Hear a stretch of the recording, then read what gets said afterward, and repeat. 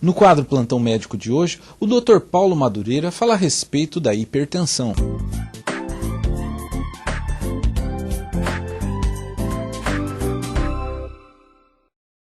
Boa tarde, telespectadores do Canal 10. Hoje vamos tratar de um assunto que é a hipertensão arterial. O que vem a ser hipertensão arterial ou pressão alta? Ela se caracteriza por aumentos nos níveis de pressão em torno de 135 pressão sistólica e 85 pressão diastólica, ou, regra geral, às vezes 140 por 90. Basicamente, esses são os valores que nós caracterizamos um aumento acima disso como uma hipertensão arterial, ou igual a esses valores, hipertensão arterial. Só que são valores não isolados, ou seja, não quer dizer que uma pessoa esteja com uma pressão 14 por 9 que ela seja hipertensa. Basicamente, nós temos que avaliar como foi verificada essa pressão, em que situação, se ela chegou na unidade de saúde ou no consultório agitada, com estresse, cansada, chegou andando, como foi verificada, quem verificou essa pressão. Né? Geralmente nós fazemos uma média, 2, 3 medidas para verificar, aí se tirar uma média para ver essa pressão dessa pessoa. Então é em cima disso que nós vamos caracterizar se essa pessoa é hipertensa ou não. Bom, outra coisa importante é o seguinte, toda pessoa hipertensa, ela tem um risco de 4 vezes mais de desenvolver um derrame ou uma AVC e 6 vezes mais de desenvolver uma insuficiência cardíaca congestiva, que é o coração que enche. Então, para nós avaliarmos, para nós vermos que a hipertensão arterial é uma doença importante e é a doença mais prevalente no mundo. Então, isso é importante a gente verificar e descer esses comentários. Quais são os sinais e sintomas que esse paciente apresenta? Esses sinais e sintomas, ele pode ser desde assintomático, ou seja, sem sintoma nenhum, a pessoa desenvolver uma pressão alta sem ter os sintomas, ou os sintomas serem poucos, ou oligossintomáticos. Quando os sintomas são presentes, ele se manifesta com cefaleia, tontura, pode apresentar com vertigens, a visão turva. Né? Esses sinais, normalmente, são sinais assim que nós caracterizamos como os primeiros sinais de uma hipertensão arterial. Às vezes, ele pode ser, na maior parte das vezes, desenvolver de forma assintomática. Então, às vezes, são descobertos, quando o paciente é hipertenso, às vezes uma consulta de rotina. O paciente vai no médico, às vezes, por uma outra patologia, por uma outra sintomatologia, por uma outra queixa. E na hora do médico consultar, um ambiente mais calmo, tranquilo, né? Verificando um outro problema que o paciente tenha, é verificado que a pressão sua está aumentada.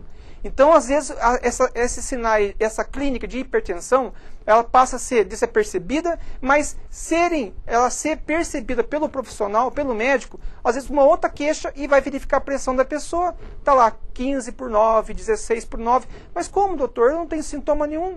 Então, é isso que é o perigo. Né? Nós caracterizamos essa queixa, essa não queixa do paciente como assim, um agravo, porque às vezes ele pode ter um pico hipertensivo um pouco maior, né? Que nós chamamos de emergência hipertensiva, e às vezes de ser assim, rápida, de forma contínua, dando manifestações que ele às vezes nunca teve. E essa crise hipertensiva ou emergência hipertensiva, que geralmente com os níveis de pressão diastólica em torno de 110 para cima, o paciente já tem outros sintomas a não ser cefaleia, a não ser sangramento nasal, a não ser tontura. Passa a ter, às vezes, dor no peito, cansaço, passa a ter sinais de alterações visuais, passa a ver, às vezes, estrelas, né? Estrelinhas, nós chamamos de escotomas, né? E é uma situação um pouco mais grave, como náuseas, vômitos e às vezes até convulsões e parestesias, paresias, dormência nas mãos, dormência nos pés, alterações motoras. Esses sinais, mais dor no peito, são sinais de emergência hipertensiva, que é bem mais grave e que deve, lógico, ser procurado um médico, uma unidade de pronto-socorro, porque já é uma emergência. Né? Por si só, a hipertensão ela é uma urgência, ou seja, tem que ser consultado logo esse paciente.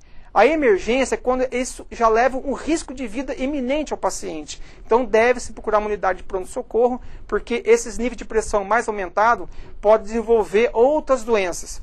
Se esse paciente já tem um agravo, ou seja, se ele já tem, por exemplo, uma diabetes, se ele já tem uma insuficiência cardíaca, já tem uma história pregressa, uma história anterior de um infarto, ou uma coronariopatia, uma doença coronariana, a hipertensão vai ser um agravo a mais para esse paciente.